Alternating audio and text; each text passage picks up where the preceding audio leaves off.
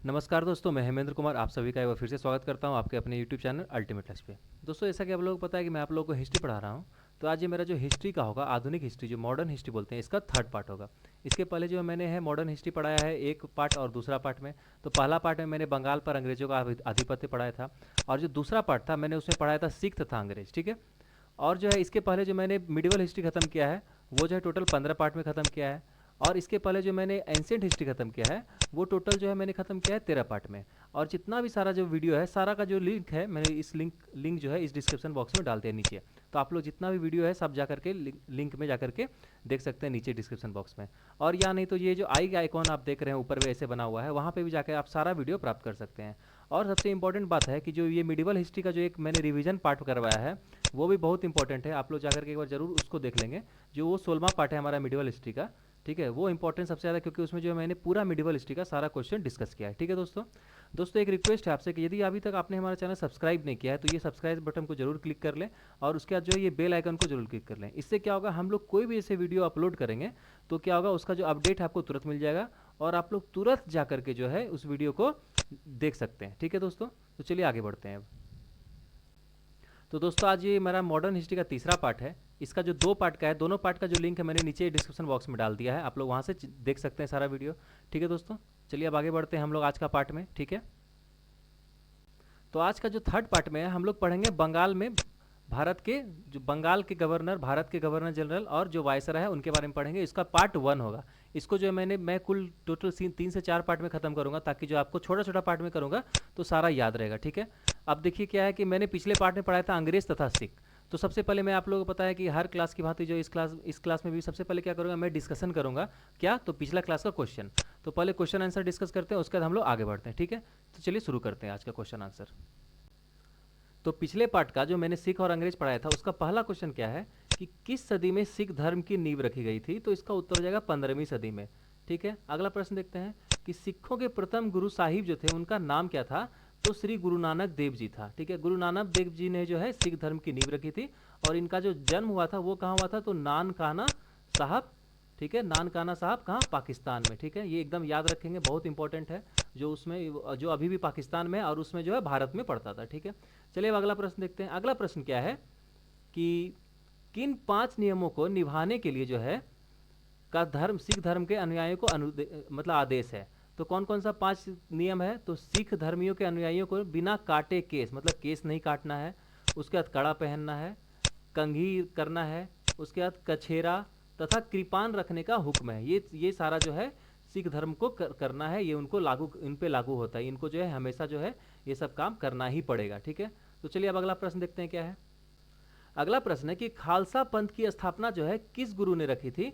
तो खालसा पंथ की जो स्थापना है वो सिखों के 10वें गुरु जो थे गुरु गोविंद सिंह जी ने रखी थी। वो कब रखी थी, 30 मार्च 1699 ईस्वी को। कहाँ पे, तो केसगढ़ आनंदपुर साहिब में की थी। ठीक है, ये इंपॉर्टेंट क्वेश्चन है, मैंने पिछले पार्ट में इसको डिस्कस भी किया था। तो खालसा पंथ की जो स्थापना की थी किसने की थी, तो गुरु गोविंद सिंह जी ने की थी। और कब की थी, तो 30 मार्च 1699 ईस्वी में। ठीक है, तो चलिए अब अगला प्रश्न देखते हैं क्या है। अगला प्रश्न है कि किस मुगल शासक ने सिखों के 5वें गुरु श्री अर्जुन देव जी को मारने का घिनौना काम किया था। तो जहांगीर का किया था। ठीक है, बहुत इंपॉर्टेंट क्वेश्चन है ये। मैंने जब जहांगीर का पार्ट हम लोग पढ़ रहे थे तो उसमें इसको डिस्कस भी किए थे। ठीक है, तो हम लोग जो इसको डिस्कस किए थे कि जो है किस शासक ने जो गुरु 5वें गुरु थे सिखों के अर्जुन देव, उनको मारने का काम किया था। तो उसका उत्तर जाएगा जहांगीर का। ठीक है, चलिए अब अगला प्रश्न देखते हैं क्या है। अगला प्रश्न है कि खालसा पंथ की जो स्थापना के पहले दिन ही कितने अनुयायियों ने, मतलब सिंह ने, मतलब पुरुष ने, और स्त्री जो कौर हैं को इनको धारण किया था। तो 20,000 लोगों ने पहला ही दिन में खालसा पंथ को धारण किया था। और मैं एक इंपॉर्टेंट बात बता देना चाहता हूँ कि जो सिख समुदाय में सिंह का मतलब होता है शेर। ठीक है, ये इंपॉर्टेंट क्वेश्चन है, कभी कभी आ जाता है। और जो कौर का मतलब है उसको बोलते हैं राजकुमारी। ठीक है, इंपॉर्टेंट है, ये कभी कभी क्वेश्चन पूछ देता है कि जो सिख समुदाय में जो है सिंह का मतलब क्या होता है। तो सिंह का मतलब होता है शेर, और जो कौर का मतलब होता है वो राजकुमारी होता है। ठीक है, इसको आप लोग याद रख लेंगे। चलिए अब अगला प्रश्न देखते हैं क्या है। तो अगला प्रश्न है कि अमृतसर में स्थित स्वर्ण मंदिर का निर्माण कब संपन्न हुआ। तो इसका हो जाएगा उत्तर 1604 ईस्वी में। ठीक है, ये चीज आप लोग याद रखेंगे कि अमृतसर का जो है ये स्वर्ण मंदिर का निर्माण कब संपन्न हुआ था, तो 1604 ईस्वी में। अगला प्रश्न क्या है कि स्वर्ण मंदिर की नींव जो है किस गुरु ने रखी थी। तो सिखों के पांचवें गुरु जो थे श्री गुरु अर्जुन देव जी, उन्होंने रखी थी स्वर्ण मंदिर की नींव। जो ये अमृतसर का स्वर्ण मंदिर है, इसकी नींव किसने रखी थी? तो अर्जुन देव जी ने। अगला प्रश्न है कि अमृत शहर की नींव किस गुरु ने रखी थी? तो सिखों के चौथे गुरु थे रामदास जी, उन्होंने रखी थी। ठीक है, इंपॉर्टेंट क्वेश्चन है कि जो अमृत शहर की नींव किसने रखी थी? तो रामदास जी ने रखी थी। ठीक है, चलिए अगला प्रश्न देखते हैं। अगला प्रश्न है कि स्वर्ण मंदिर के प्रथम ग्रंथी कौन थे? तो स्वर्ण मंदिर के जो प्रथम ग्रंथी थे वो थे बाबा बूढ़ा जी। ठीक है, ये इंपॉर्टेंट है, एक बार क्वेश्चन भी आया हुआ है एसएससी में कि स्वर्ण मंदिर जो है उसके प्रथम ग्रंथी कौन थे? तो बाबा बूढ़ा जी। ठीक है, ये क्वेश्चन सबसे इंपॉर्टेंट, ये पिछले पार्ट में भी हम लोगों ने डिस्कस किया था कि शेरे पंजाब के नाम से कौन जाने जाते हैं? तो महाराजा रंजीत सिंह। ठीक है, बहुत इंपॉर्टेंट क्वेश्चन है, शेरे पंजाब के नाम से कौन जाने जाते हैं? तो महाराजा रंजीत सिंह। अगला प्रश्न है कि महाराजा रंजीत सिंह की समाधि कहाँ है? तो पिछले पार्ट में मैंने बताया भी था, तो लाहौर पाकिस्तान में, लाहौर जो अभी पाकिस्तान में है वहाँ पे इनकी जो है वो समाधि है। ठीक है, किनकी? तो महाराजा रंजीत सिंह की। अगला प्रश्न क्या है कि 1660 से 1780 जो है किस में जो है कि सिख सेना को किस नाम से जाना जाता है? तो 10 खालसा से जाना जाता है। ठीक है, बहुत इंपॉर्टेंट है, देख लीजिए कि 1660 से 1780 के बीच जो सिख की सेना है उसको किस नाम से जाना जाता है? तो 10 खालसा से। ठीक है, चलिए अब अगला प्रश्न देखते हैं क्या है। नेक्स्ट प्रश्न है कि पंजाब में 1707 से 1799 के मध्य बनने वाले छोटे छोटे दल क्या कहलाते थे? तो इसका उत्तर हो जाएगा मिस्ल। ठीक है, इंपॉर्टेंट क्वेश्चन है। तो पंजाब में जो है सबसे क्या बोला जाता है कि 1707 से 1799 के मध्य में बनने वाले जो छोटे छोटे दल है वो क्या कहलाते हैं? तो मिस्ल।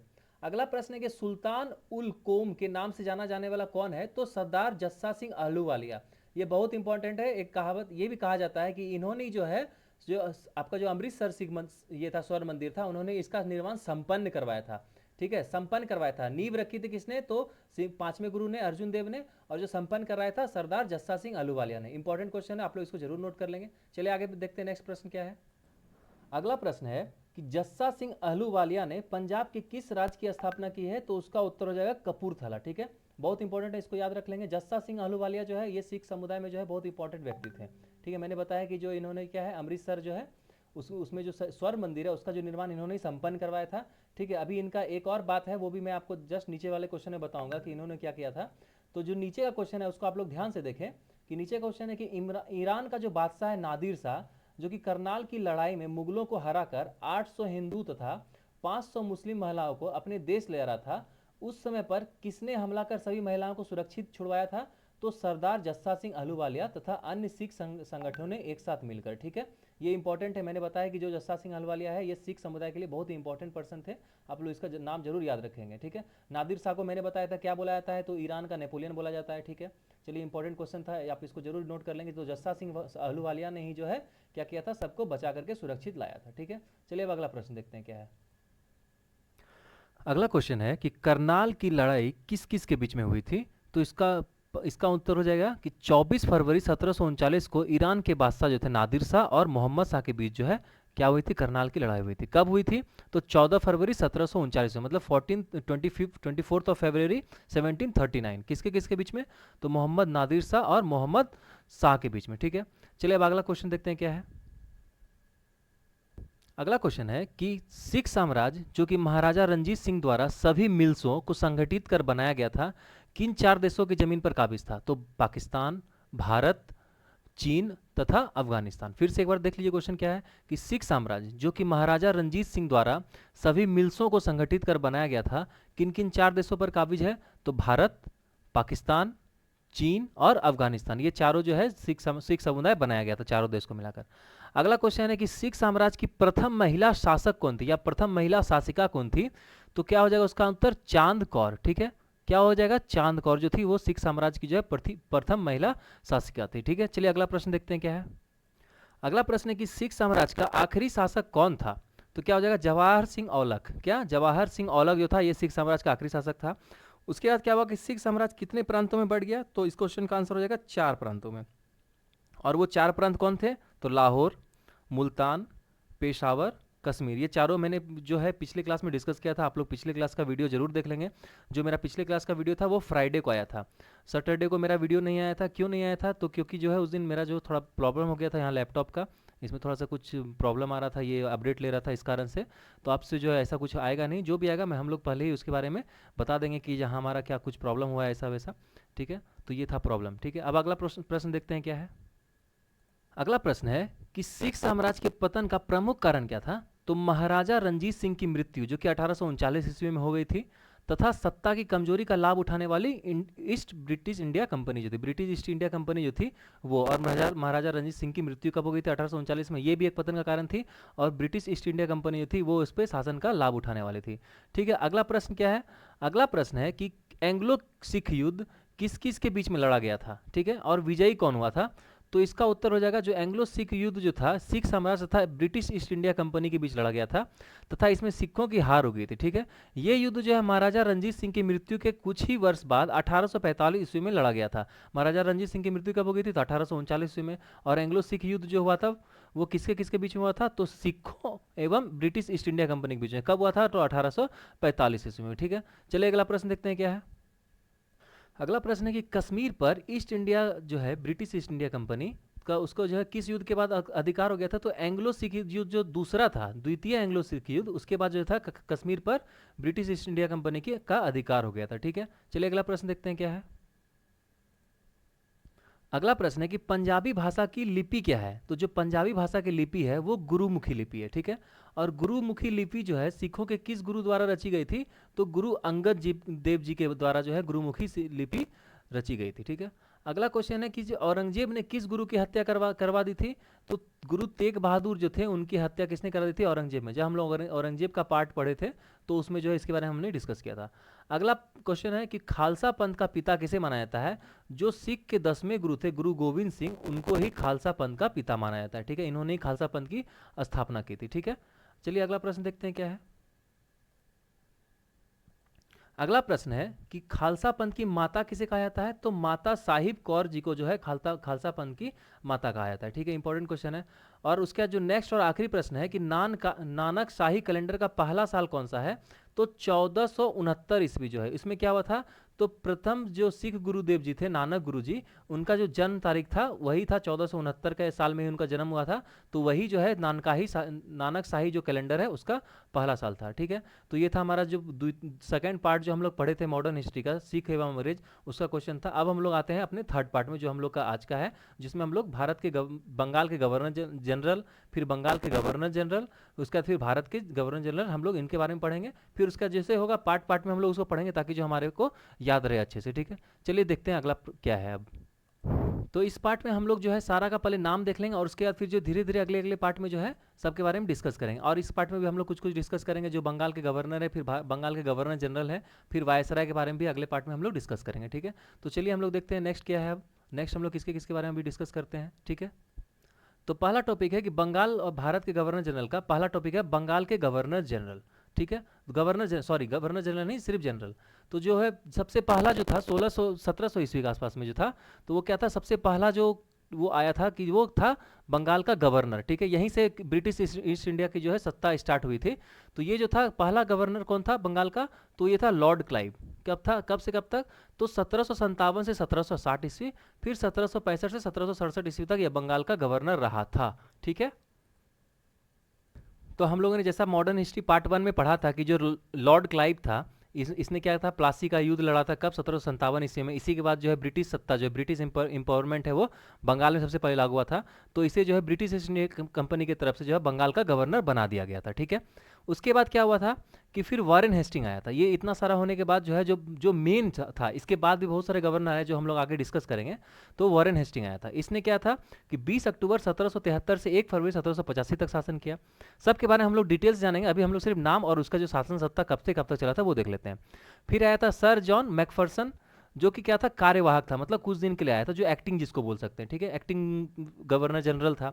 जो पहले देखिए ये क्या था, पहले का पोस्ट था बंगाल का गवर्नर, फिर पोस्ट आ गया क्या? बंगाल के गवर्नर जनरल, फिर उसके बाद आया भारत का गवर्नर जनरल, फिर उसके बाद आया भारत का वायसराय। ठीक है, तो इनका जो था सर जॉन मैकफरसन का जो था, इनका था 1 फरवरी 1785 से 12 सितंबर 1786 तक। ये कार्यवाहक रूप से बने थे, मतलब एक्टिंग बंगाल के गवर्नर जनरल थे। उसके बाद आया लॉर्ड कार्नवालिस। ये कार्नवालिस बहुत इंपॉर्टेंट है, जो इंपॉर्टेंट है मैं उनका नाम जरूर आपको बताऊंगा। तो वॉरेन हेस्टिंग इंपॉर्टेंट है, कार्नवालिस इंपॉर्टेंट है, सर जॉन सोर भी थोड़ा बहुत इंपॉर्टेंट है, लेकिन जो है मेन इंपॉर्टेंट है Warren Hasting, Lord Cornwallis, Lord Wellesley. ठीक है, उसके बाद हम लोग धीरे धीरे आगे पढ़ेंगे। तो जो लॉर्ड कॉर्नवालिस थे इनका जो कब से कब तक था, तो 12 सितंबर 1786 से 28 अक्टूबर 1793 ईस्वी तक। देख लीजिए कितना ज़्यादा दिन तक, 13 साल तक जो है इन्होंने भारत पर शासन किया था। उसके बाद आए सर जॉन शोर, इन्होंने कब से कब तक, तो 28 अक्टूबर 1793 ईस्वी से 8 मार्च 1798 ईस्वी तक। फिर आए सर अलर्ड क्लार्क, ये भी थे कार्यवाहक थे, मतलब ये भी एक एक्टिंग जो है गवर्नर जनरल थे। तो कब से कब तक थे, तो 18 मार्च 1798 ईस्वी से 18 मई 1798 ईस्वी तक। ज़्यादा दिन तक नहीं थे, मात्र 3 मंथ तक थे ये। उसके बाद नेक्स्ट कौन आए, तो नेक्स्ट आए सर लॉर्ड जो है वेलेजली। वेलेजली कब से कब तक थे, तो 18 मई 1798 से जो है 30 जुलाई 1805 ईस्वी तक। इन्होंने भी जो है लगभग 7 वर्ष तक शासन किया। नेक्स्ट है फिर लॉर्ड कॉर्नवालिस, जो यही लॉर्ड जो कॉर्नवालिस है यही फिर से आए थे। इन्होंने कब से कब तक शासन किया था, 30 जुलाई 1885 ईस्वी से 5 अक्टूबर 1805 ईस्वी तक। सॉरी 1805 है ये, 1885 नहीं है, गलती हो गया। तो 1805 से 30 जुलाई 1805 से 5 अक्टूबर 1805 तक। इसके बाद क्या हुआ था, इनकी मृत्यु हो गई थी। तो उसके बाद फिर कौन गवर्नर जनरल था वो हम लोग नेक्स्ट इसमें देखते हैं, ठीक है। चलिए आगे बढ़ते हैं। तो लॉर्ड कॉर्नवालिस की 3 मंथ के बाद जब मृत्यु हो गई तो सर जॉर्ज बार्लो को उसके बाद जो है बंगाल का गवर्नर जनरल बनाया गया, जिन्होंने 10 अक्टूबर 1805 से 31 जुलाई 1807 तक भारत पर शासन किया एज ए भारत के गवर्नर जनरल, सॉरी बंगाल के गवर्नर जनरल। फिर आए लॉर्ड मिंटो, इन्होंने 31 जुलाई 1807 से 4 अक्टूबर 1813 तक शासन किया। इन्होंने भी लगभग 6 वर्षों तक शासन किया। फिर आते हैं मार्किस हेस्टिंग्स, जो मार्किस हेस्टिंग्स हैं इन्होंने जो है 4 अक्टूबर 1813 से 9 जनवरी 1823 ईस्वी तक शासन किया, मतलब इन्होंने भी लगभग 10 साल तक शासन किया था, ठीक है। चलिए अगला देखते हैं।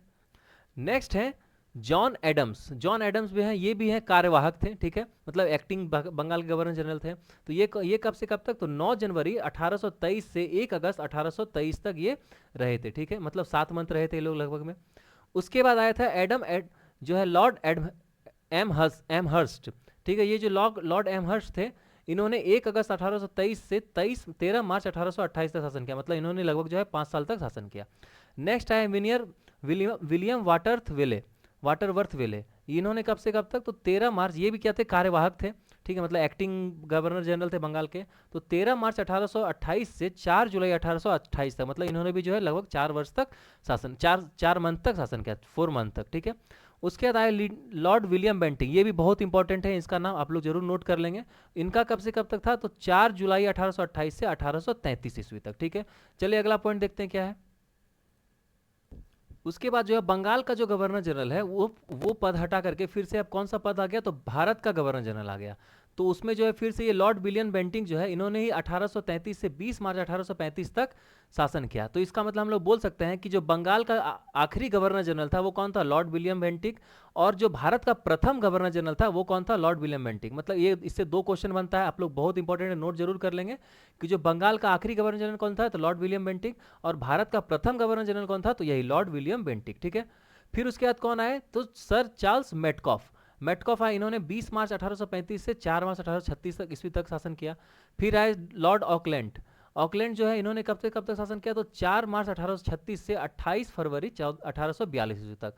फिर उसके बाद आया लॉर्ड एलनब्रो, ये भी इंपॉर्टेंट है, ये 4 फरवरी 1842 से जून 1844 ईस्वी तक शासन किया, ठीक है। उसके बाद कौन आता है कि विल्बरफोर्ड बर्ड, ये कब से कब तक आया, तो ये जून 1844 से 23 जुलाई 1844 तक, मतलब ये मात्र 1 मंथ तक रहे थे लगभग। उसके बाद आया लॉर्ड हार्डिंग, ये इंपॉर्टेंट है, इन्होंने 23 जुलाई 1844 से 12 जनवरी 1848 तक शासन किया। फिर आए लॉर्ड डलहौजी, ये भी बहुत इंपॉर्टेंट है, जो सब इंपॉर्टेंट है मैं उसमें जरूर इंपॉर्टेंट बता दूंगा कि ये सब इंपॉर्टेंट है, मैं लिख दे रहा हूँ सब में। ये इन्होंने कब से कब तक शासन किया, लॉर्ड डलहौजी ने, तो 12 जनवरी 1848 से 28 फरवरी 1856 ईस्वी तक, ठीक है। तो मतलब लगभग 12 वर्ष तक इन्होंने शासन किया। उसके बाद आते हैं लॉर्ड कैनिंग, ये भी बहुत इंपॉर्टेंट है, इसको आप लोग जरूर नोट कर लेंगे। तो ये कब से कब तक आया, तो 28 फरवरी 1856 से 1 नवंबर 1858 तक इन्होंने शासन किया, ठीक है। अब अगला देखते हैं, अगला कौन आया था। उसके बाद जो है कि भारत का जो गवर्नर जनरल था उस पद को समाप्त कर दिया गया। उसके बाद भारत के वायसराय पद स्टार्ट हुआ, ठीक है। तो जो भारत के प्रथम वायसराय थे वो कौन थे, लॉर्ड कैनिन थे। क्वेश्चन बहुत इंपॉर्टेंट है, आप लोग नोट कर लेंगे। तो भारत के प्रथम वायसराय लॉर्ड कैनिन, और भारत का आखिरी गवर्नर जनरल कौन था, तो लॉर्ड कैनिन, ठीक है। ये इंपॉर्टेंट क्वेश्चन बनता है, आप लोग जरूर नोट कर लेंगे। तो लॉर्ड कैनिन जो है इन्होंने कब से कब तक, 1 नवंबर 1858 से 21 मार्च 1862 ईस्वी तक भारत के वायसराय के रूप में काम किया। और इन्होंने जो है भारत के जो गवर्नर जनरल के रूप में काम किया वो उन्होंने 4 वर्ष तक शासन किया था, 2 वर्ष तक किया था, ठीक है। अगला आता है लॉर्ड एल्गिन, ये भी इंपॉर्टेंट है। इन्होंने 21 मार्च 1862 से 20 नवंबर 1863 तक शासन किया। उसके बाद आता है सर सर रॉबर्ट नेपियर। जो नेपियर है, इन्होंने ये भी कार्यवाहक थे, मतलब एक्टिंग भारत के वायसराय थे। तो ये 21 नवंबर 1863 ईस्वी से 2 दिसंबर 1863 ईस्वी तक, मतलब इन्होंने 1 मंथ तक मात्र शासन किया। उसके बाद आते हैं सर विलियम डेनिसन। तो ये इन्होंने कब से कब तक शासन किया? तो 2 दिसंबर 1863 से 12 जनवरी 1863 तक। फिर आते हैं सर जॉन लॉरेंस, जो इन्होंने शासन किया कब से कब तक? तो 12 जनवरी 1864 से 12 जनवरी 1869 तक, मतलब इन्होंने भी लगभग 5 साल शासन किया। फिर आते हैं लॉर्ड मेयो, ये भी इंपॉर्टेंट है, आप इनको जरूर नाम याद रखेंगे। ये इन्होंने कब से कब तक शासन किया? तो 12 जनवरी 1869 से 8 फरवरी 1872 तक, मतलब 3 वर्ष तक इन्होंने शासन किया। फिर आते हैं सर जॉन स्ट्रेची। स्ट्रेची जो थे ये कार्यवाहक थे, मतलब एक्टिंग थे ये भी। तो ये कब से कब तक शासन किए? तो 9 फरवरी 1872 से 23 फरवरी 1872 ईस्वी तक, मतलब जो है लगभग में 20 दिन तक, 15 दिन तक इन्होंने शासन किया। ठीक है, चलिए अब अगला देखते हैं क्या है। उसके बाद जो फिर से लॉर्ड नेपियर को कार्यवाहक बनाया गया, कब से कब तक? तो 24 फरवरी 1872 से 3 मई 1872 ईस्वी तक। उसके बाद फिर आए लॉर्ड नॉर्थबुक। नॉर्थबुक ने कब से कब तक शासन किया? तो 3 मई 1872 से 12 अप्रैल 1876 ईस्वी तक, मतलब लगभग 4 साल तक। फिर आए लॉर्ड लिंटन, ये इंपॉर्टेंट है, आप लोग इसका जो नाम जरूर नोट करेंगे। तो 12 अप्रैल 1876 से 8 जून 1880 ईस्वी तक इन्होंने शासन किया, मतलब 4 वर्ष शासन किया। फिर नेक्स्ट आते हैं लॉर्ड रिपन, ये भी इंपॉर्टेंट है, आप इनका भी नाम याद रखेंगे। इन्होंने कब से कब तक शासन किया? तो 8 जून 1880 से 13 दिसंबर 1884 ईस्वी तक, मतलब इन्होंने भी लगभग 4 वर्ष तक शासन किया। फिर आते हैं लॉर्ड डाफरिन, ये भी इंपॉर्टेंट है, आप लोग इनका भी नाम याद रखेंगे। तो इनका कब से कब तक शासन था? तो 13 दिसंबर 1884 ईस्वी से 10 दिसंबर 1888 ईस्वी तक। ठीक है, फिर आते हैं लॉर्ड लैंसडाउन। लैंसडाउन का कब से कब तक शासन था? तो 10 दिसंबर 1888 से 11 अक्टूबर 1894 ईस्वी तक, मतलब लगभग इन्होंने भी 6 साल तक शासन किया। फिर आते लॉर्ड एल्गिन, ये इंपॉर्टेंट नाम है, आप लोग इनका नाम जरूर नोट करेंगे। इनको कब तक शासन था इनका? तो 11 अक्टूबर 1894 से 6 जनवरी 1899 ईस्वी तक, मतलब लगभग इन्होंने भी 5 वर्ष तक शासन किया। उसके बाद आते हैं लॉर्ड कर्जन, बहुत इंपॉर्टेंट है, जरूर नोट रखेंगे इसको। ये कौन से कब तक था? तो ये 6 जनवरी 1899 से 18 नवंबर 1905 ईस्वी तक, मतलब इन्होंने लगभग 6 साल शासन किया। उसके आते हैं लॉर्ड मिंटो टू। ये जो मिंटो टू है ये भी बहुत इंपॉर्टेंट है, इन्हीं के समय में जो है मार्ले मिंटो सुधार आया था। तो वो हम लोग जब देखेंगे, जब हम लोग आगे पढ़ेंगे स्वतंत्रता संग्राम के बारे में, तो वो कब हुआ था? तो इनका जो लॉर्ड मिंटो का कार्यकाल था ये था 18 नवंबर 1905 से 23 नवंबर 1910 तक, इन्होंने भी जो है लगभग 5 वर्ष तक शासन किया। ठीक है, अब अगला देखते हैं कौन थे। फिर आते हैं लॉर्ड हार्डिंग द्वितीय, इन्होंने कब से कब तक शासन किया? तो 23 नवंबर 1910 से 4 अप्रैल 1916 तक, लगभग 6 वर्ष तक इन्होंने शासन किया। फिर आते हैं लॉर्ड चेम्सफोर्ड, बहुत इंपॉर्टेंट है, नाम जरूर याद करके रखेंगे आप लोग। तो इन्होंने कब से कब तक किया? तो 4 अप्रैल 1916 से 2 अप्रैल 1921 तक। ठीक है, और ये जो है कितने दिन तक शासन किए? तो 5 वर्ष तक किए। उसके आते हैं लॉर्ड रीडिंग। रीडिंग ने कब से कब तक शासन किया? तो 2 अप्रैल 1921 से 3 अप्रैल 1926 तक, तो इन्होंने भी है 5 साल शासन किया। ठीक है, तो जो रीडिंग है इनका भी नाम इंपॉर्टेंट है, आप लोग इनका भी नाम रखेंगे। फिर आते हैं इरविन। ठीक है, इरविन जो है ये भी बहुत इंपॉर्टेंट है, क्योंकि उन्हीं के कार्यकाल में क्या हुआ था? गांधी इरविन समझौता हुआ था। वो हम लोग जब आगे जब हम लोग पढ़ेंगे सारा वायसराय के बारे में, तो उनके कार्यकाल में क्या क्या घटनाएं हुई थी वो हम लोग जरूर डिस्कस करेंगे। तो लॉर्ड इरविन का कार्यकाल कब से कब तक था? तो 3 अप्रैल 1926 ईस्वी से 18 अप्रैल 1931 ईस्वी तक। उसके बाद आते हैं लॉर्ड विलिंगटन। जो विलिंगटन, ये भी इंपॉर्टेंट है, इनका कार्यकाल कब से कब तक था? तो 18 अप्रैल 1931 ईस्वी से 18 अप्रैल 1936 ईस्वी, मतलब लगभग इन्होंने भी जो है 5 वर्ष तक शासन किया। फिर आते हैं लॉर्ड लिथिंगो, इनका भी कार्यकाल बहुत इंपॉर्टेंट रहा है। इनके समय में जो है इनका कार्यकाल कब से कब तक था? तो 18 अप्रैल 1936 ईस्वी से 1 अक्टूबर 1943 ईस्वी, मतलब देख लीजिए हम लोग धीरे धीरे स्वतंत्रता के पास वापस आने लगे। ठीक है, इन्होंने कब तक, कितना वर्ष तक शासन किया? तो लगभग 7 वर्ष तक शासन किया। अगले आते हैं लॉर्ड बेवेल। बेवेल जो है इन्होंने कब तक शासन किया? तो 1 अक्टूबर 1943 से 21 फरवरी 1947 तक। देखिए हम लोग को जो है कब 15 अगस्त 1947 को मिले थे। तो बेवेल के बाद आते हैं लॉर्ड माउंटबेटन, और माउंटबेटन ने क्या किया था? स्वतंत्रता की घोषणा कर दी थी। तो 21 फरवरी 1947 से 15 अगस्त 1947 तक लॉर्ड माउंटबेटन ने शासन किया था। ठीक है, उसके बाद देखते हैं कौन थे। तो जब भारत को जब स्वतंत्रता मिल गई तो उसके बाद जो है वो जो भारत का वायसराय का पद था वो बदल के कौन सा हो गया, तो भारतीय संघ के गवर्नर जनरल का हो गया, ठीक है। और उसका जो पहला जो थे वो लॉर्ड माउंटबेटन ही थे, जिन्होंने भी जो लगभग 11 मंथ तक स्वतंत्र भारत में शासन किया था। कब से कब तक, तो 15 अगस्त 1947 से 21 जून 1948 तक इन्होंने शासन किया था। और उसके बाद जो है भारत के प्रथम बोल सकते हैं, भारत के प्रथम गवर्नर जनरल कौन थे, जो कि भारतीय थे, तो वो थे चक्रवर्ती राजगोपालाचारी। इन्होंने कब से कब तक, तो 21 जून 1948 से 26 जनवरी 1950 ईस्वी तक, मतलब लगभग 2 वर्ष तक इन्होंने यहाँ पे शासन किया था। तो ये था इनका लिस्ट। अब हम लोग जो है धीरे धीरे इनके बारे में जो है सारा के बारे में पढ़ेंगे। तो पहला हम लोग जब डिस्कस किए थे वो कौन थे, तो बंगाल के गवर्नर थे, ठीक है। तो पहला पदवी क्या था, तो बंगाल का गवर्नर जनरल। ये कौन गवर्नर था, गवर्नर जनरल नहीं था, आप लोग जरूर नोट करेंगे। तो पहला क्या था, सिर्फ बंगाल का गवर्नर। तो ये कौन था, रॉबर्ट क्लाइव। कब से कब तक, तो 1757 से 1760 ईस्वी तक। 1757 में मैंने बताया था कि प्लासी का युद्ध हुआ था, ठीक है। तो इन्होंने क्या किया था, तो ये कंपनी द्वारा जो भारत में नियुक्त प्रथम गवर्नर था, ठीक है। कंपनी मतलब कौन सा, तो ईस्ट इंडिया कंपनी। फिर उसके बाद इन्होंने क्या किया, फिर से पदभार संभाला। कब से कब तक, तो 1765 से 1767 ईस्वी तक। इसके इनके कार्यकाल में देखिए क्या क्या घटनाएं हुई थी, वो हम लोग धीरे धीरे पढ़ते जाएंगे, आप लोग नोट भी करते जाएंगे धीरे धीरे करके। जहाँ पे थोड़ा आपको स्पीड लगे वहाँ पे आप लोग वीडियो पॉज करके जरूर देख लेंगे, ठीक है। तो इनके कार्यकाल में पहला क्या हुआ था कि 1765 ईस्वी में बंगाल में द्वैत शासन इन्होंने लागू किया, जो वॉरेन हेस्टिंग के आते ही 1772 में समाप्त हो गया था। जब वॉरेन हेस्टिंग आए थे तो द्वैत शासन को उन्होंने समाप्त कर दिया था। तो एक क्वेश्चन यहां से बन गया कि द्वैत शासन को लागू किसने किया था, तो रॉबर्ट क्लाइव ने। द्वैत शासन को समाप्त किसने किया था, तो हेस्टिंग्स ने। अगला प्रश्न क्या बनता है कि बक्सर के युद्ध के विजय प्राप्त करने के बाद जो है मुगल शासक शाह आलम द्वितीय से 1765 में इन्होंने इलाहाबाद की संधि द्वारा बिहार, बंगाल और उड़ीसा की दीवानी प्राप्त कर ली थी, ठीक है। तो मतलब ये एक इंपॉर्टेंट बन गया क्या, कि तो बक्सर के युद्ध में जो विजय प्राप्त करने के बाद मुगल शासक जो शाह आलम द्वितीय थे, उनके साथ जो इन्होंने बिहार, बंगाल, उड़ीसा की दीवानी जो है प्राप्त कर ली थी, ठीक है। और इसके बाद जो है इन्होंने क्या किया गया था, बिहार और बंगाल की जो दीवानी किसको सौंपी थी उसका मैं आपको नाम बता देता हूं।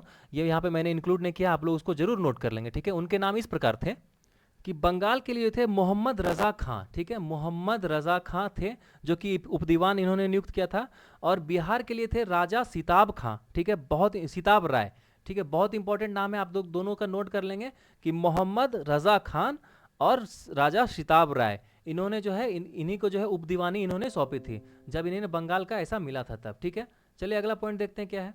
अगला पॉइंट था कि 1766 ईस्वी में मुंगेर तथा इलाहाबाद में श्वेत अधिकारियों ने श्वेत विद्रोह किया था, ठीक है। ये इंपॉर्टेंट है, श्वेत अधिकारी मतलब जो ब्रिटिश लोगों ने ही जो है 1766 में मुंगेर तथा इलाहाबाद में विद्रोह किया था, ठीक है। चलिए अब अगला पॉइंट देखते हैं क्या है। अगला पॉइंट है कि द्वैत शासन के दौरान जो है क्लाइव ने कंपनियों के अधिकारियों में व्याप्त भ्रष्टाचार दूर करने के लिए सोसाइटी ऑफ ट्रेड की स्थापना की थी, ठीक है। इंपॉर्टेंट क्वेश्चन है कि सोसाइटी ऑफ ट्रेड की स्थापना किसने की थी, तो रॉबर्ट क्लाइव ने की थी। क्यों की थी, तो जो अपने जो अधिकारियों लोग थे कंपनी के, जिन्होंने कि मैंने पिछले स्लाइड में बताया था कि इन्होंने क्या किया था, तो मतलब विद्रोह किया था श्वेत अधिकारियों ने। तो उसके लिए जो है इन विद्रोह को, भ्रष्टाचार को दूर करने के लिए सोसाइटी ऑफ ट्रेड की स्थापना की थी, किसने, तो रॉबर्ट क्लाइव ने, ठीक है।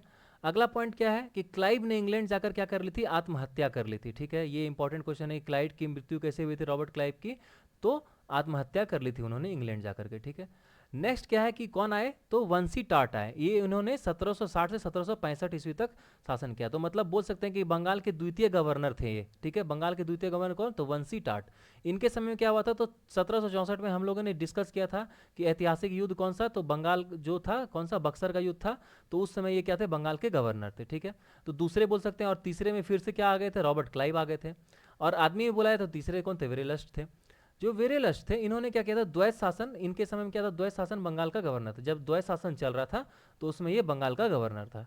उसके आते हैं कटियार। कटियार ने कब से कब तक शासन किया, तो 1769 से 1772 तक, ठीक है। ये बंगाल के गवर्नर थे, आप लोग सब जरूर नोट करेंगे। ये सारा जो भी मैं पढ़ा रहा हूँ वो बंगाल के गवर्नर के बारे में पढ़ा रहा हूँ। तो इसके समय में क्या होता, 1770 में आधुनिक भारत में प्रथम अकाल पड़ा था, ठीक है। जो अकाल पड़ा था इन्हीं के समय में पड़ा था, कब, तो 1770 ईस्वी में। और वो इनका जो शासन का था कब से कब तक, 1769 से 1772 ईस्वी तक। उसके आते हैं वॉरेन हेस्टिंग्स। ये क्या था, ये बंगाल का अंतिम गवर्नर बोल सकते हैं इसको, और बंगाल का प्रथम गवर्नर जनरल बोल सकते हैं। देखिए दोनों में बहुत अंतर है, आप लोग जरूर नोट करेंगे कि जो वॉरेन हेस्टिंग है वो बंगाल के आखिरी गवर्नर थे, बंगाल के आखिरी गवर्नर, और बंगाल के प्रथम गवर्नर जनरल, ठीक है, गवर्नर और गवर्नर जनरल दो अलग अलग पद था, तो आखिरी गवर्नर वैरेन हेस्टिंग और प्रथम गवर्नर जनरल वैरेन हेस्टिंग। ठीक है, इसने बंगाल में द्वैत शासन का समाप्त किया था, द्वैत शासन को इन्होंने समाप्त किया था, और स्टार्ट किसने किया था, तो रॉबर्ट क्लाइव ने किया था। ठीक है, चलिए अब अगला पॉइंट देखते हैं क्या है। जैसा कि मैंने पिछले क्लास में डिस्कस किया कि जो बंगाल का गवर्नर था, आखिरी गवर्नर था, वो कौन था, वैरेन हेस्टिंग था, और बंगाल का प्रथम गवर्नर जनरल था, ये भी कौन था, वैरेन हेस्टिंग था। इन्होंने क्या किया था, 1773 में जब रेगुलेटिंग एक्ट आया था, तो रेगुलेटिंग एक्ट कब आया था, 1773 ईस्वी में, उसके तहत इसने क्या क्या काम किए थे। तो सबसे पहले हम जान लेते हैं इन्होंने कब से कब तक शासन किया था। तो 1774 से 1785 ईस्वी, मतलब लगभग 11 वर्ष तक इन्होंने क्या किया था, भारत पर एज ए भारत बंगाल के गवर्नर, मतलब बंगाल पर एज ए बंगाल के गवर्नर जनरल शासन किया था। ठीक है, तो 1772 में इसने राजस्व बोर्ड का गठन किया और कोष को मुर्शिदाबाद से कलकत्ता लाया, मतलब जो वहां पर जो मिंट बना था या टकसाल जो बना था, उसको जो मुर्शिदाबाद से ये कहाँ लेके आया था, कलकत्ता लेके आ गया था। फिर 1773 में रेगुलेटिंग एक्ट के तहत 1744 ईस्वी में कलकत्ता में एक सुप्रीम कोर्ट की स्थापना की थी। बहुत इंपॉर्टेंट क्वेश्चन ये है, ये एकदम क्वेश्चन में आता है कि जो कलकत्ता में प्रथम सुप्रीम कोर्ट की स्थापना किसने की थी, तो इसका उत्तर हो जाएगा वैरेन हेस्टिंग। इसलिए मैंने बताया था कि वैरेन हेस्टिंग जो है बहुत ही इंपॉर्टेंट गवर्नर जनरल के रूप में आता है। उसके बाद क्या कहता है, उसमें जो इसका न्यायाधीश है उसने किसको बनाया था, तो इम्पे को बनाया था। ठीक है, और उसके बाद जो इसके 3 अन्य जो न्यायाधीश थे वो कौन कौन थे, तो चैम्बर्स थे, लिमेस्टर्स थे और हाइट्स थे। ठीक है, ये तीनों क्या थे, अलग अलग न्यायाधीश थे, और प्रमुख न्यायाधीश कौन थे, तो इम्पे थे। उसके बाद क्या है कि अवध के नवाब जो थे सुजाउद्दौला, ठीक है, अवध के नवाब सुजाउद्दौला 1774 में इनके साथ क्या की थी, इन्होंने बनारस की संधि की थी। ठीक है, अब देखते हैं अगला पॉइंट क्या है। अगला पॉइंट है कि फैजाबाद की जो संधि थी 1775 ईस्वी में, इसके तहत अवध की बेगमों की संपत्ति की सुरक्षा की गारंटी दी गई थी। इसी के तहत बनारस पर अंग्रेजी की सर्वोच्च स्वीकार कर ली गई थी। ठीक है, अंग्रेजों की सर्वोच्चता जो है स्वीकार कर ली थी, कब, फैजाबाद की संधि के बाद। तो फैजाबाद कहाँ पे है, तो फैजाबाद यूपी में है, ये बनारस के आसपास में, बनारस के पास पड़ता है। ठीक है, 1775 में हुई थी, और इसके बाद क्या हुआ था, तो बनारस में जो अंग्रेजों की सर्वोच्चता स्वीकार कर ली गई थी। फिर आया था क्या, विलियम जोन्स ने कलकत्ता में 1784 ईस्वी में एशियाटिक सोसाइटी ऑफ बंगाल की स्थापना की थी। ठीक है, इंपॉर्टेंट क्वेश्चन बनता है कि विलियम जोन्स ने जो है 1784 ईस्वी में किसकी स्थापना की थी, तो एशियाटिक सोसाइटी ऑफ बंगाल की स्थापना की थी। किसके काल में ये सब चल रहा है, तो सारा जो है अभी हम लोग जब पढ़ रहे हैं वैरेन हेस्टिंग के कार्यकाल का बात कर रहे हैं।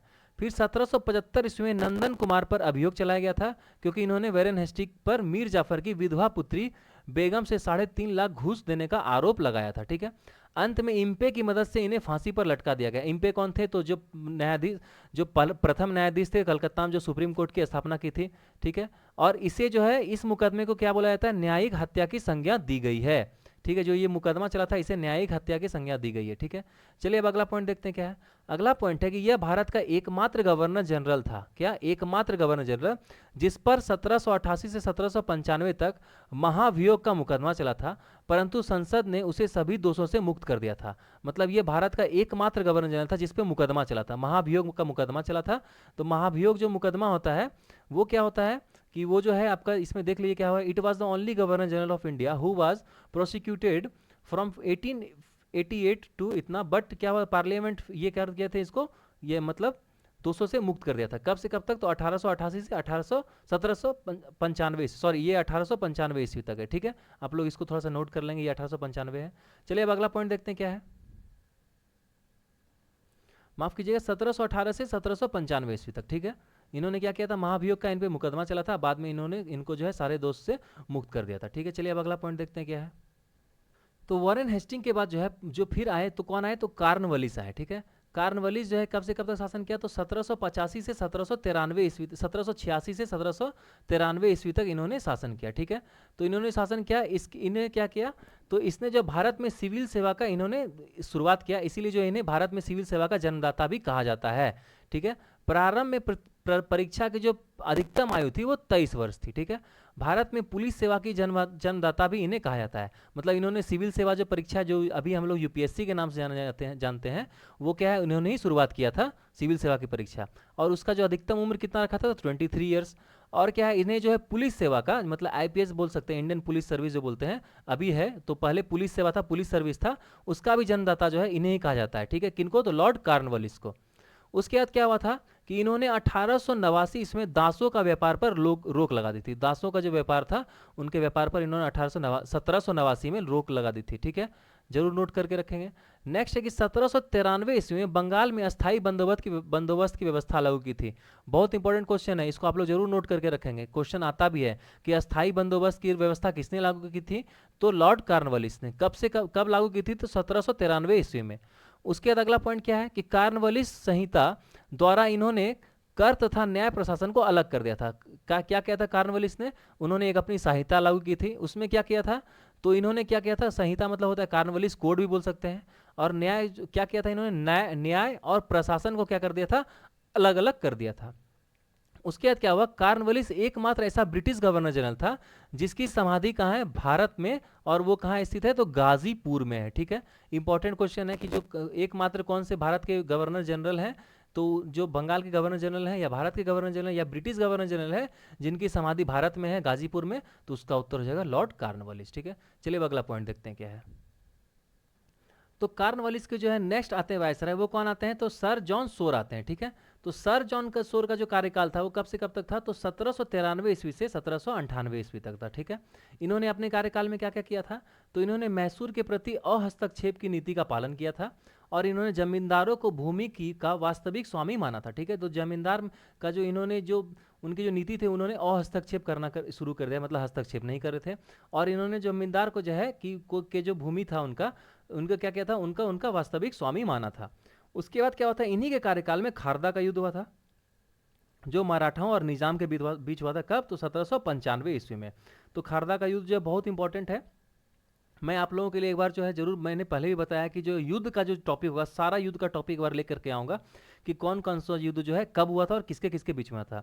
तो खारदा का युद्ध किसके किसके बीच में था, तो मराठाओं और निजाम के बीच में 1795 ईस्वी में लड़ा गया था। ठीक है, और मैं आप लोगों को एक और इंपॉर्टेंट बात बताना जाना चाहता हूँ कि यहाँ पर मान लीजिए कि हम लोग ने कोई भी पॉइंट ऐसा जो है जो डिस्कस नहीं किया है, तो मैं जो नेक्स्ट पार्ट में जो क्वेश्चन आंसर करवाऊंगा उसमें मैं सारा क्वेश्चन आंसर करवा दूंगा, जिससे कि आपका जो है जो भी डाउट्स वगैरह रहेगा वो जरूर क्लियर हो जाएगा। तो सर जॉन सोर के बाद आते हैं सर लॉर्ड वेलेज़ली। ठीक है, वेलेज़ली बहुत इंपॉर्टेंट रोल अदा किया था इन्होंने ये कब से कब तक शासन किए थे, तो 1798 ईस्वी से 1805 ईस्वी तक, मतलब लगभग 7 वर्ष तक इन्होंने जो है शासन किया था।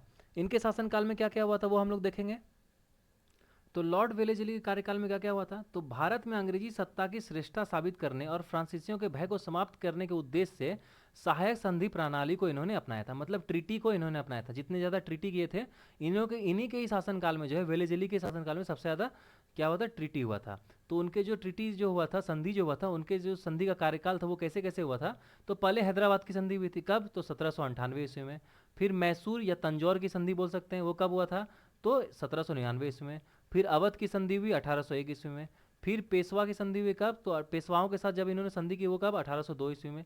फिर भोसलेज के साथ जो इन्होंने संधि किया वो कब किया, तो 1803 ईस्वी में। फिर सिंधियास के साथ इन्होंने संधि किया कब, 1804 ईस्वी में।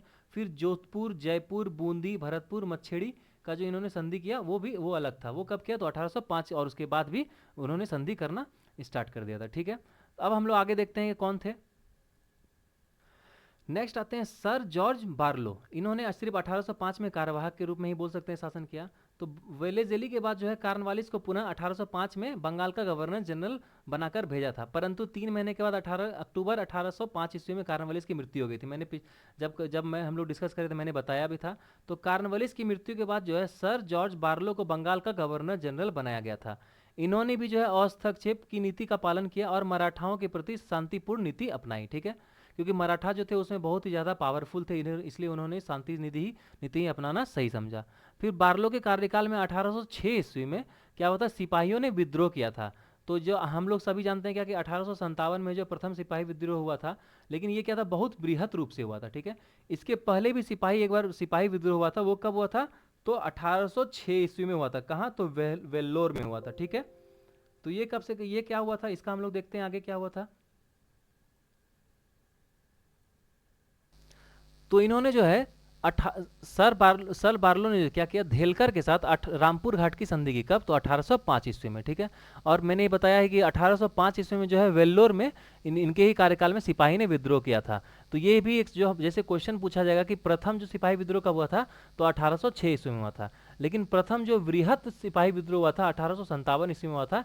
इसी के बाद जो है भारत में जो स्वतंत्रता की जो है आंधी दौड़ गई थी कि अब जो है स्वतंत्रता चाहिए। तो मतलब स्वतंत्रता के लिए जो है प्रथम प्रथम जो बोला जाएगा सिपाही विद्रोह वो 1857 ईस्वी में हुआ था। ठीक है, चलिए अब अगला पॉइंट देखते हैं क्या है। सर जॉर्ज बार्लो के बाद आते हैं लॉर्ड मिंटो। इन्होंने 1807 से 1805 तक 1813 तक शासन किया, मतलब लगभग जो इन्होंने 6 साल तक शासन किया। तो इन्होंने क्या किया था कि 1809 में चार्ल्स मेटकॉफ और रंजीत सिंह के मध्य अमृतसर की संधि हुई थी। ठीक है, तो क्या इन्हीं के शासनकाल में चार्ल्स मेटकॉफ और जो रंजीत सिंह है उनके बीच क्या हुआ था, अमृतसर की संधि हुई थी।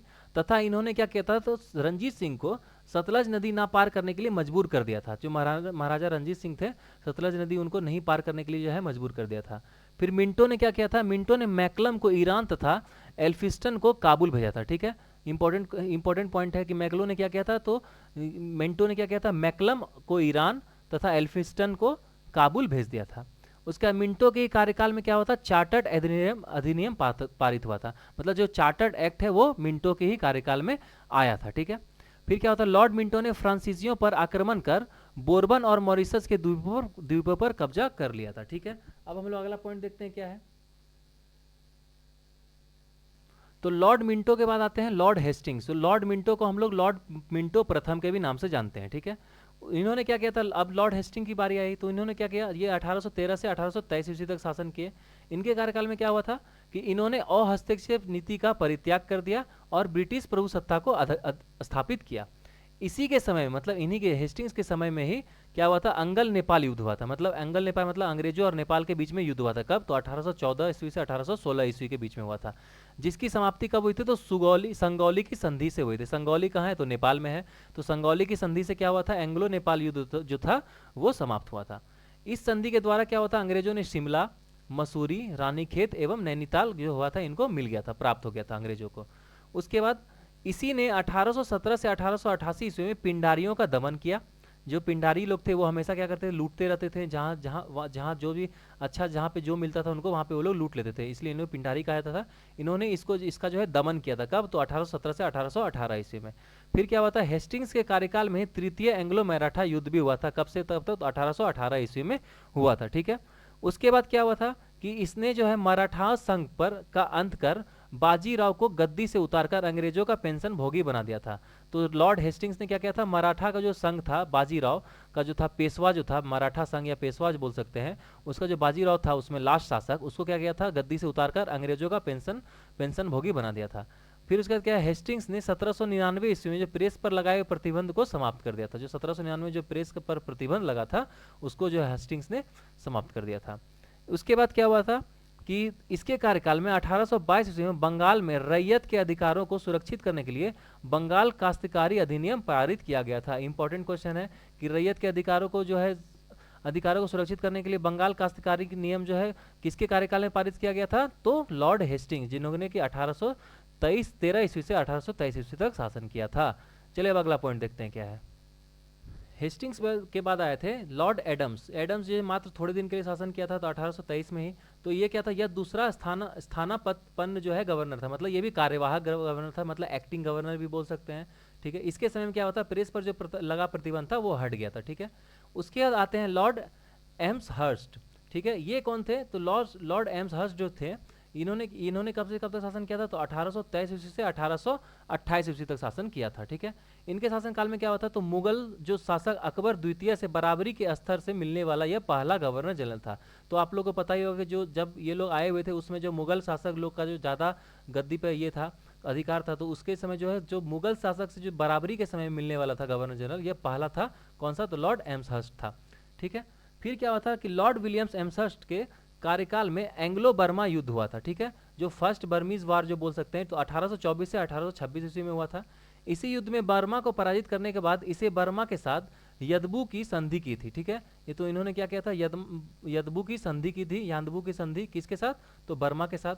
और बर्मा ने हर्जाने के रूप में ब्रिटेन को 1 करोड़ रुपए दिए थे। कब दिए थे, सोचिए 1826 ईस्वी में 1 करोड़ रुपया हर्जाना के रूप में बर्मा ने दी थी। किसको, तो ब्रिटेन सरकार को। इसी के समय में 1824 में बैरकपुर छावनी में सैनिक विद्रोह हुआ था तथा विद्रोह को इन्होंने दबा दिया था। ठीक है, जो 1824 में जो सैनिक विद्रोह हुआ था उसमें क्या किया था, विद्रोह को इन्होंने दबा दिया था।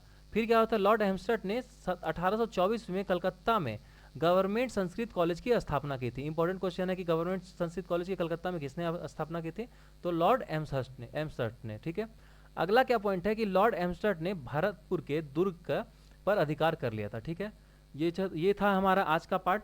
अब हम लोग जो नेक्स्ट पार्ट में पढ़ेंगे वो हम लोग पढ़ेंगे बंगाल का जो हम लोग का गवर्नर जनरल था वो जो पद है वो उसको काट दिया था।